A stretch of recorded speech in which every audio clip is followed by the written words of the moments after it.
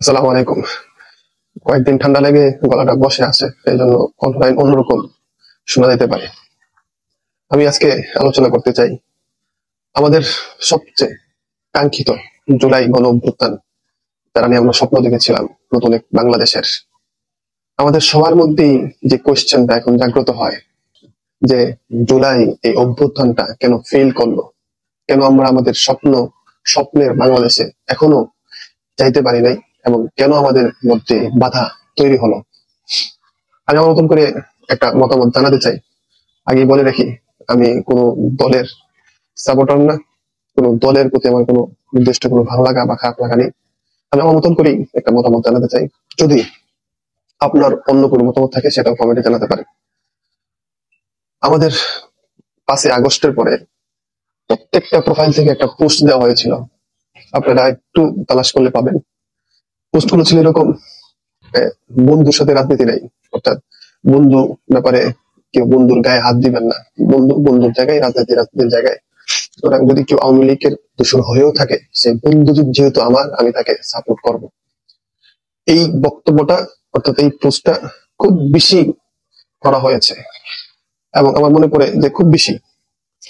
এখন এই জুলাইয়ের পরবর্তী বাংলাদেশে আমরা দেখতে পাই প্রত্যেকটা রাজনৈতিক দলের মধ্যে এই আওয়ামী লীগের দোসররা ছায়ার মতন পিছনে আছে, এবং এই রাজনৈতিক দলগুলা তাদেরকে সহযোগিতা করতেছে। তাদের তথ্য, তাদের পূর্বের যে রাজনীতি, তাদের কার্যকলাপ ঘাটলে দেখা যায় সে আওয়ামী লীগ করতো, এখন সে দল পরিবর্তন করেছে। ওই যে বলা হয়েছিল যে বন্ধুর ক্ষেত্রে রাজনীতি নেই, বন্ধুকে ছাড় দেন।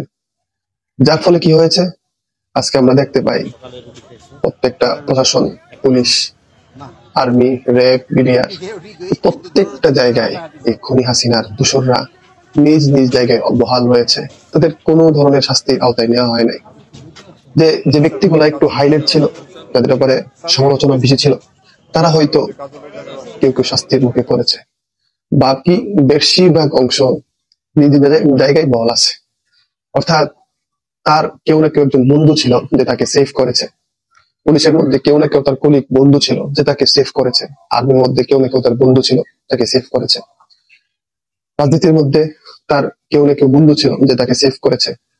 এরকম সেভ করতে করতে এখন দেখা যায় যে প্রত্যেকটা জায়গায় আমাদের এই গণঅভ্যুত্থানকে ধ্বংস করে দেওয়া হয়েছে, এবং যে মানুষগুলা এখনো এই নির্মম হত্যা কাণ্ডটাকে এটাকে মনেও করে না হত্যাকাণ্ড, এটা জঘন্যতম একটা কাজ, এটাকে মনেও করে না, বরং এটাকে বৈধতা মনে করে। তারা এখন এই বন্ধুর রূপে আড়ালে রয়ে গেছে। এখনো তারা তাদের মতন করে চলতেছে, ফিরতেছে, আমাদের এলাকায় আছে, নিজ নিজ কাজগুলো করতেছে, কেউ তাদের কিছু বলে না। অথচ জুলাইয়ের যে গণহত্যার সময় তাদের পোস্ট গুলা দেখলে দেখা যায় যে তারা এই প্রত্যেকটা কাজকে বৈধতা দিয়েছিল। তো এই জন্য আসলে আমাদের এই গণঅভ্যুত্থান, আমাদের জুলাই হেরে গেছে আমাদের কারণে। এর জন্য সবচেয়ে বড় দায়ী হইলাম আমরা নিজে। আমরা এই গণঅভ্যুত্থান হেরে যাওয়ার পিছনে আমরা নিজেরাই কাজ করছি। এই জন্য আমরা লজ্জিত হওয়া দরকার। রক্ত দেওয়া মানুষগুলোর কাছে আমরা কি জবাব দেব? যদি আপনার মতামত সেম হয়ে থাকে সেটা জানাতে পারেন, ভিন্ন মতামত হলেও সেটা জানাতে পারেন। আসসালামু আলাইকুম, আল্লাহ হাফেজ, ভালো থাকবেন। অন্য কোনো ভিডিওতে আবার দেখা হবে।